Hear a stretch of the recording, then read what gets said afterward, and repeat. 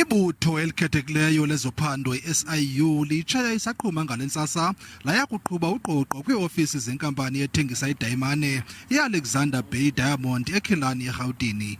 I-SIU ithi kuphando layo iphanda indlela lenkampani eyafumana ngayo isivumelwano sengqesho kwinkampani yezemigodi ephantsi kukaRhulumente i-Alexkor.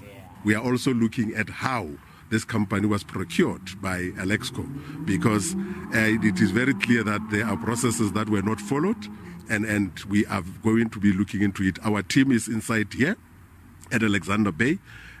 We have gotten a order to raid this place and get all the documentation that we want to get. Lawo uthethela i-SIU umnumzana Kaizer Kganyago uthi baza kuphanda naphantsi kwelitye bajonge nezityholo zokuba lenkampani Alexander Bay Diamonds ibisebenzisana nosapho lakwaGupta. Wakukulandela izityholo zokuba lenkampani ithengisa idayimane kwimikhambathi ethile ngexabiso elingaphantsi kwelo liqingqiweyo. All we want to know is who are the buyers of this diamond, because the information before us at the moment is that they were selling these diamonds that are government diamonds at a price of less 30%, which is lower than what the market value is.